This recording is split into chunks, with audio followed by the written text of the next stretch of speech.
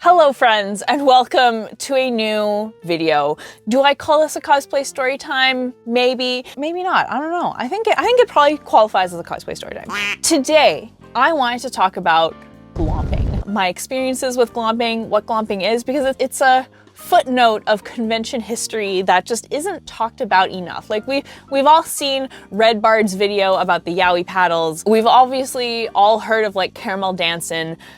But there's this part of 2000s convention culture that no one ever really talks about, and that is glomping. What is glomping? Glomping is basically a run, attack, hug. Like basically you see a stranger, you like their cosplay, and so you run at them and like forcibly hug them. Which, like, if that sounds like a real violation of somebody's personal space, that's because it is. But this was just widely accepted in the convention community up until about 2011. It was really prevalent at my first anime convention, which was sakura-con 2010. Like, it happened to me multiple times, which I will talk about those stories in a second. But like, it kind of died out after that point, except for at sakura-con, which for the longest time had a glomp circle, which is basically a circle full of people. There's bottles in the middle. You go to the middle of the circle, you kick the bottle, and whoever the bottle lands on, you go and you give them a hug, and then they hug you, and then they in turn switch out with you, and then they kick the bottle and they go hug whoever it lands on. Which like seemed nice at the time, like, oh, we get to hug people, but then you realize that like there's a lot wrong with that. And I think this game still even happens at sakura-con, which is wild to me, because all other conventions have like totally banned it. But sakura-con, I think they tried to ban it, but it just keeps coming back. So yeah, that's a thing that happened. But anyway, I want to talk to you about my glomping stories.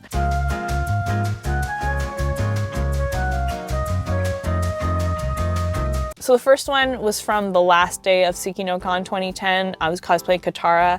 I have no photos of this cosplay from that day. Some people took photos of me. They have never resurfaced online. So I have no idea how I looked that day. No idea. But you know, I'm just there at my first ever anime convention doing my thing, and I'm talking to a friend, and out of nowhere, this person runs and hugs me. Like, and so I feel like this huge impact on my back, and there's this person just like hanging on to me, and I'm like, this is fine. The person's like, I'm sorry, I just had to glomp you because I love your cosplay. And I'm like, oh, thank you so much. And I think at the time I was like, oh, that's sweet. But looking back, it's like, there's a lot wrong with that. There's so much wrong with that. I mean, we were all kids at the time, so like it wasn't like creepy necessarily, and we didn't really know better. But like, glomping was weird. Glomping was a weird thing that I'm glad doesn't exist today. Anyway, that's kind of the gist of what glomping was like.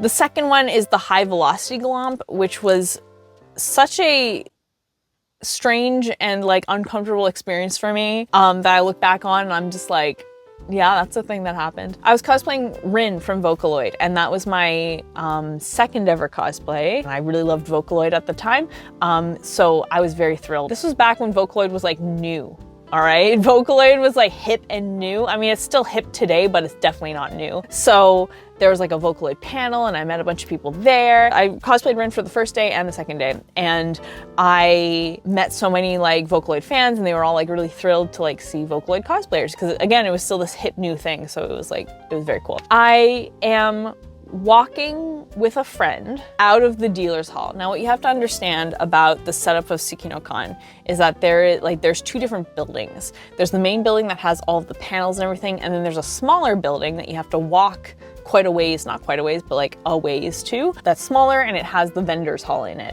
On the way to the vendor's hall, there's this decline. Incline, decline, depending on which way you're coming from, obviously. It goes under like a little tunnel. So there's like this tunnel, it has an incline, flat ground, and then a decline. And then you make your way to the dealers. So I'm coming out of the dealers with a friend, and we're walking towards the decline. And at the top of the decline, there is this person dressed as Jigglypuff, who was a little bit younger than me at the time, and I was like 14. They're with another friend who I had gone to my first convention with. So somebody that I know and then somebody who I don't know, but like they know each other. So we're walking and this person dressed as Jigglypuff sees my cosplay, freaks out, and then starts running. So they're running down the incline. So they're picking up speed. They run down the decline, and then they run towards me, and they have their arms out, and they're screaming, "Rin!" While they're doing that. They run all the way up to me, and then they just like forcibly hug me with all the speed that they've built up running down this decline. And it was like the most impact-filled hug I have ever experienced. I luckily didn't get knocked over, but I think we probably came pretty close. And they just like hugged me super tight. And like, this is a complete stranger to me. Like, I do not know who this person is. And then my friend, who I do know, is walking behind them and is like, "Oh, like, she really likes Rin." And I'm like, I can tell. I think at the time I found it flattering, but looking back, I mean, we were kids at the time, so we didn't really understand the concept of like personal space and boundaries and stuff like that. It was a different time in the cosplay community, so like none of this was like deemed inappropriate, but like looking back, maybe not the best way to compliment someone's cosplay, you know? Luckily nobody got hurt, but like somebody could have definitely gotten hurt if it had gone like any other way. But yeah, anyway, that is a little history of glomping and my experiences with glomping. Moral of the story is, I'm glad that glomping doesn't exist anymore, and I am very grateful that we now, for the most part, respect people's boundaries and personal space, because that's really important. The 2000s were a different time for convention going, and I've recently become very sentimental about like those older con days, because I've been like rewatching Soul Eater, and I've started rereading De Grey Man, and just looking back at like my old cosplays and thinking back to like what conventions were like back then, and like how the culture has changed and what the culture was like convention going culture. So these stories are very nostalgic for me. So I really wanted to share some of that while I'm in this like headspace. I hope you enjoyed. If you have any glomping stories of your own, please let me know. Do you like remember glomping? Were you in the convention community when glomping was a thing? Please, by all means, share in the comments. I'll see you guys all in the next one, but until then, Panda Faces, please be sure to take care. Bye.